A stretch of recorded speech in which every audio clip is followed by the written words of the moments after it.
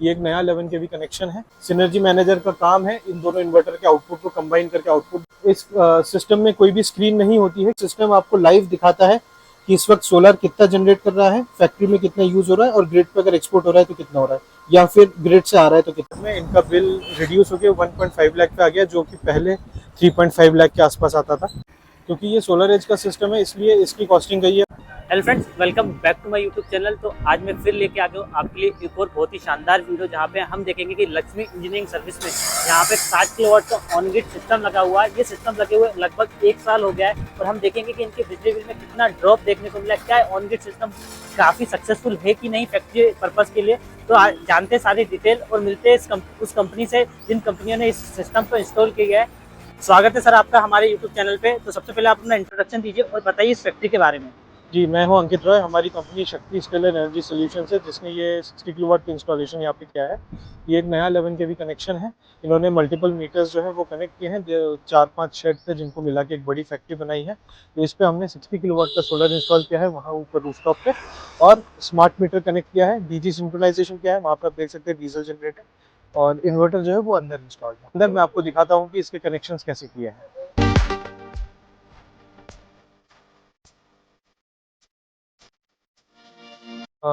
यहाँ पे जो सोलर 60 किलोवाट का इंस्टॉल किया है वो इसी शेड के ऊपर लगाया हुआ है ऊपर, और वहीं से डीसी केबलिंग करके हमने यहाँ पे सोलर एज का जो इन्वर्टर है वो कनेक्ट किया है।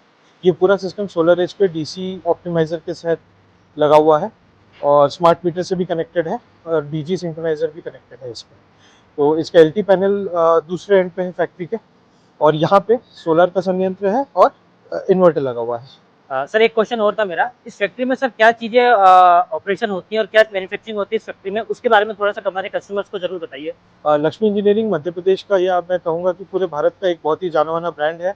ये CTPT units, potential transformers, current transformers और combined CTPT units, that is measuring equipment, या कंबाइंड CTPT जो ट्रांसफार्मर्स है वो बनाते हैं। ये देख सकते हैं आपकी CTPT यूनिट्स है, करंट ट्रांसफार्मर्स हैं, पीछे आपके पोटेंशियल ट्रांसफार्मर्स रखे हुए हैं, और ये BHEL को भी सप्लाई करते हैं। उसके अलावा पूरे भारत में सप्लाई है इनकी। जैसे कि आपने सुना सर के से कि ये CTPT मीटर्स बनाते हैं, तो जानते हैं सर से कि सर ये लक्ष्मी इंजीनियरिंग में आपका विजिट प्लान कैसे हुआ और किस तरीके से सर को ये लगा कि इनको अपनी फैक्ट्री पर सोलर लगाने चाहिए। तो क्या कुछ इसकी प्रोसेस होती है, कितना बिल आना चाहिए इसके लिए, क्या प्रोसेस है, वो थोड़ा हमारे कंज्यूमर को आप बता दीजिए सर। लक्ष्मी इंजीनियरिंग जो CTPT यूनिट्स और ME इक्विपमेंट्स बनाती है, इनका टेस्टिंग होता है ओपन सर्किट, शॉर्ट सर्किट, और फिर ऑयल डलता है तो ऑयल की टेस्टिंग होती है, ऑयल को रिन्यू किया जाता है। तो इनका कंजम्पशन बहुत अधिक है, और ये सारे छोटे छोटे यूनिट्स अलग अलग 5 या 6 शेड्स में बने हुए थे। इन्होंने जो ओनर है यहाँ के गोयल साहब, उन्होंने डिसाइड किया कि they should combine all these units into one single meter, और इसीलिए इन्होंने 11 kV एप्लीकेशन 11 kV कनेक्शन के लिए अप्लाई किया मध्य प्रदेश इलेक्ट्रिसिटी बोर्ड भोपाल में। ये गोविंदपुरा इंडस्ट्रियल एरिया में पड़ता है, और एक सिंगल मीटर के लिए एप्लीकेशन दिया। जब वो मीटर यहाँ पे उनको अप्रूव हो गया, उसके बाद LT from 11 kV to 0.3 kV एक ट्रांसफार्मर लगाया इन्होंने, और एक LT पैनल बनाया है। और जब लोड इन्होंने कैलकुलेट किया कि तो करीब 120 किलोवाट का लोड इनका आ रहा था। तो 120 किलोवाट के लिए इनके पास स्पेस तो काफ़ी थी, लेकिन बजट कंस्ट्रेंट्स थे, इसलिए हमने इनको इनिशियली 100 किलोवाट और देन सेकेंड फेज में 66 किलोवाट प्रपोज किया।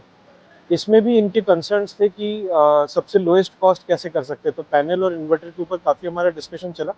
फाइनली जब हमने उनको सोलर एज के फीचर्स बताए कि कैसे हम इसमें इतनी बड़ी फैक्ट्री में जो पैनल लगाएंगे उसमें एक एक पैनल को मॉनिटर कर सकते हैं, सोलर एज के कारण हम हर एक पैनल का मैक्सिमम आउटपुट है वो ले सकते हैं।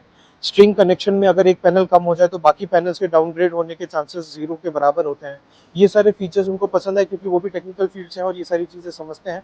तो उन्होंने इमीडिएटली इसको अप्रूव किया, और फिर हमने ये इंस्टॉलेशन किया।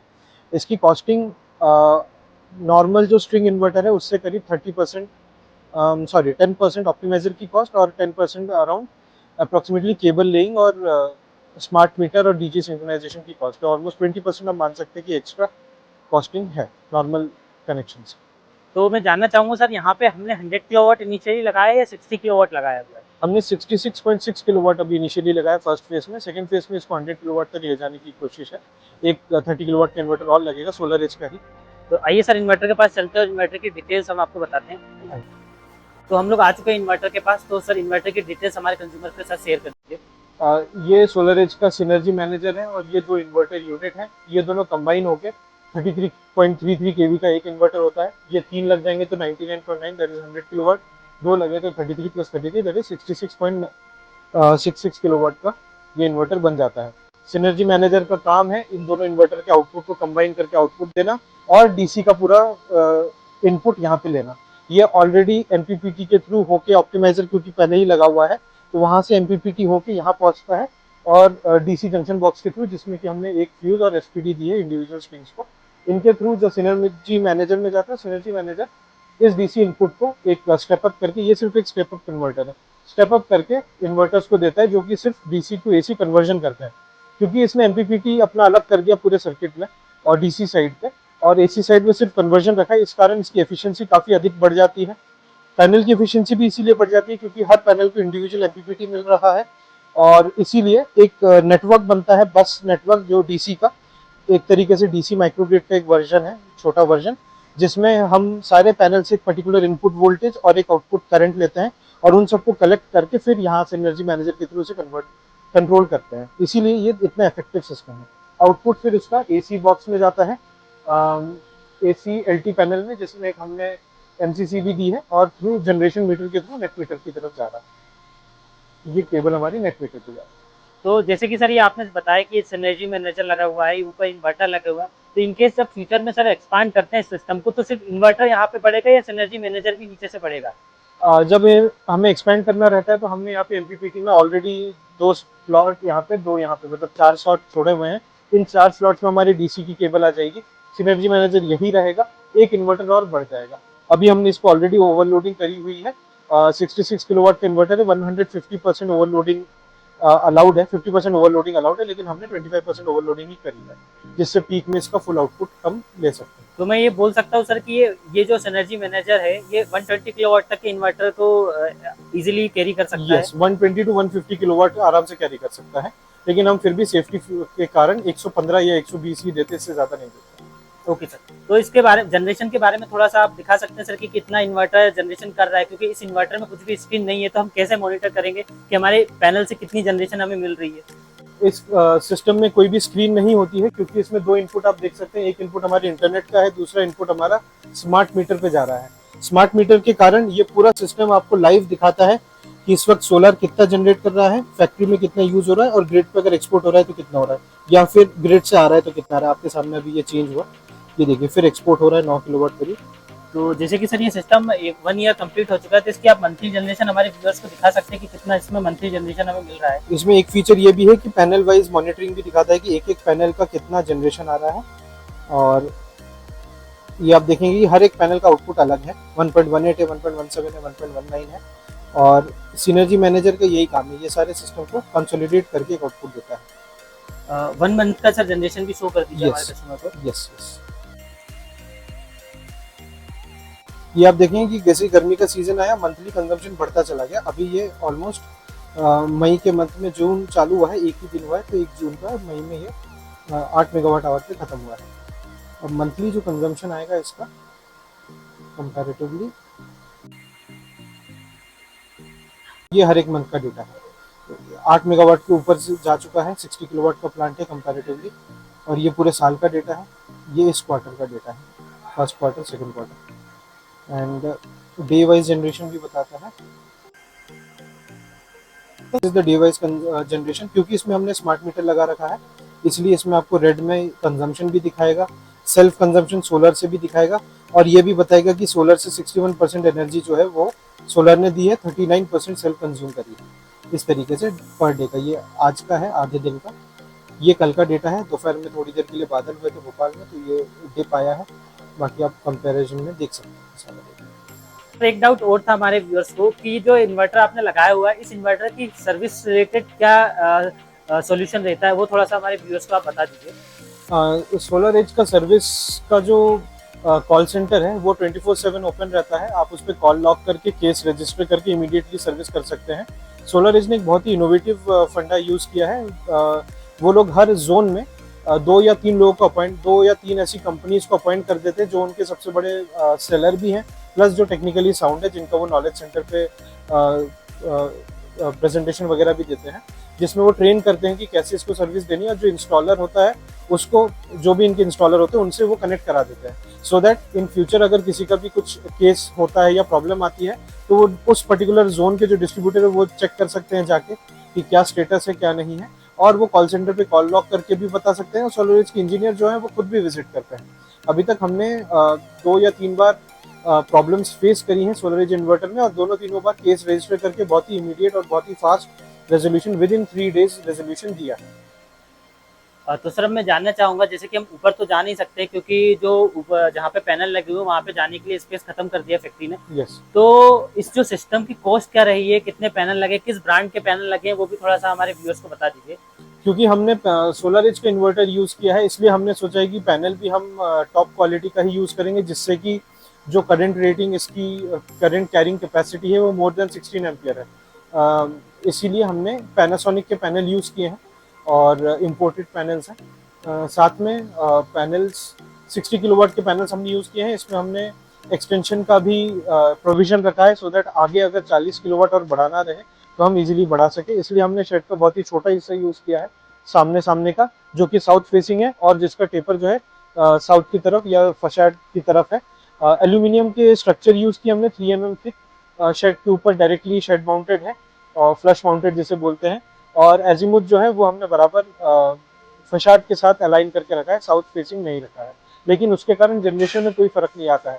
60 किलोवाट का ये प्लांट, इसके जस्ट एक प्लॉट छोड़ के दूसरा 66 किलोवाट का सिमिलर कैटेगरी का, सिमिलर कॉन्फ़िगरेशन का एक प्लांट और है, जो कि ईस्ट वेस्ट फेसिंग है और ये साउथ फेसिंग है। दोनों के जनरेशन में 1 या 2 यूनिट का, फॉर 60 किलोवाट सिस्टम 1 या 2 यूनिट का फर्क आता है सिर्फ, और कोई फर्क नहीं आता है। लाइव डेटा हमने मॉनिटर किया है। इसलिए सोलर एज के साथ डायरेक्शन का जो ये मिथ है कि साउथ में रखने पे ही पूरा जनरेशन आएगा, वो खत्म हो जाता है। तो ये तो काफ़ी अच्छी चीज़ है सर जो आपने हमारे व्यूअर्स को बताई। अभी जैसे सर वीडियो पे स्टार्टिंग में आपने बताया था कि आपने कुछ स्मार्ट मीटर भी लगाए हुए, तो वहाँ वो कहाँ लगा है वो भी हम देख लेते हैं एक बार चल के। ये कम्युनिकेशन केबल जो है ये स्मार्ट मीटर तक जा रही है थ्रू दिस केबल, और इसको हमने अलग इसलिए रखा है क्योंकि इसमें सर्च बहुत इजीली आ जाता है। इसलिए इसके अंदर भी एक सर्च प्रोटेक्शन डिवाइस है, जो सर्च से हमारे सिनर्जी मैनेजर, जो कि हमारे लिए बहुत इंपॉर्टेंट, इसको बचाती है और उस तरफ स्मार्ट मीटर को भी बचाती है। आइए इस वायर को ट्रेस करते हैं और एलटी पैनल तक चलते हैं। ये है अपना एलटी पैनल, नया बना हुआ है।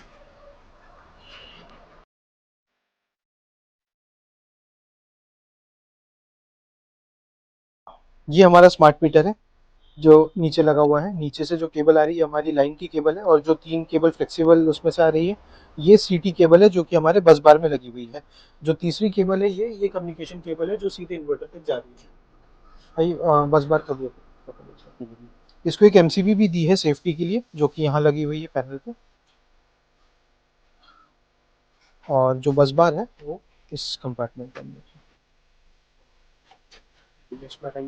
ये बस बार है, मेन बस बार, जिसमें से ये हमारे फीडर्स गए हुए हैं, और वो सीटी जो है सोलर एज की लगी हुई है सामने। जो तीनों सीटी हैं जो कंजम्पशन और इंपोर्ट और एक्सपोर्ट दोनों का रीडिंग लेके सिस्टम को देती है। ये क्लिप ऑन वाली सीटीज हैं जो पर्टिकुलर वोल्टेज पे काम करती है। These are not your regular cities, जैसे कि बाकी गोल सीटी होती है जो स्टेप डाउन करके करंट को दे रही है। ये अलग सीटीज होती हैं जो सोलर एज के लिए स्पेसिफिकली बनाई गई।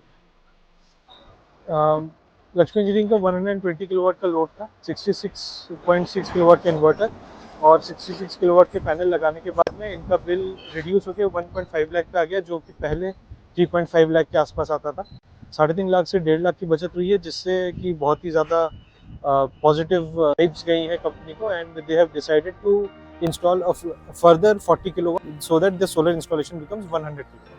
इस सिस्टम को लगाने के लिए सर क्या क्या कंपोनेंट आपने यूज़ किए हैं स्टार्टिंग से लेकर एंड तक, और क्या क्या आपने सर्विस दिया है, और फाइनली हमारे कंज्यूमर्स को इसकी कॉस्टिंग भी बताइए कि क्या आपने किस कॉस्टिंग में क्या क्या चीज़ें इनको प्रोवाइड की है। क्योंकि ये सोलर एज का सिस्टम है इसलिए इसकी कॉस्टिंग गई है 45 रुपीज़ पर वाट के बराबर, और नॉन डीसीआर पैनल से इसके पैनल की कॉस्टिंग कम थी। हमने पैनासोनिक के नॉन डीसीआर पैनल्स यूज़ किए हैं।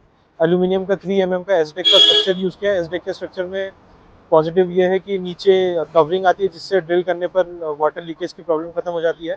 हमने एल्यूमिनियम के रिवेट्स यूज़ किए ताकि कोई जंग लगने का या बायोमेटेलिक कॉन्टैक्ट्स का वो ना प्रॉब्लम ना आए। वायर्स एंड केबल सारी जर्मन लैब की केबल्स यूज़ की हैं, क्योंकि उसमें शीट मोटी होती है, तो इतनी गर्मी में भी वायर जो है वो लचीली या ख़राब नहीं होती, जिस कारण वो इजीली ब्रेक नहीं होती है, टूटती नहीं है और गर्म भी ज़्यादा नहीं होती, क्योंकि उनके ऊपर अलग से एक्स्ट्रा शीट रहती है, जो कि पॉलीकैब और अदर कंपनी की कंडक्टर्स में नहीं होती है। इसके अलावा बैलेंस ऑफ द सिस्टम हमने सारे एसएस के नट बोल्ट्स यूज़ किए हैं। इन्वर्टर को भी हमने सोलर एज के यूज़ किया, ऑप्टिमाइज़र भी सोलर एज के ही द्वारा दिए गए हैं, जिसकी 25 ईयर्स की वारंटी है। हमने कुछ एक्स्ट्रा ऑप्टिमाइज़र यहाँ रखे हैं सर्विस इश्यूज़ के लिए, सो दैट अगर कोई ऑप्टिमाइज़र ख़राब होता है तो इमीडिएट उसको रिप्लेस करते हैं, और फिर सोलर एज के साथ जो हमारा back to back tie up है वो हम बाद में रिप्लेसमेंट के लिए परस्यू करते रहते हैं। बट सिस्टम का down time less than 1 hour रहता है। Thank you so much sir for such a good information. I hope आप लोगों को ये वीडियो पसंद आएगा। वीडियो पसंद आए तो लाइक कमेंट शेयर सब्सक्राइब जरूर करिए। मिलते हैं ऐसी न्यू इंटरेस्टिंग वीडियो।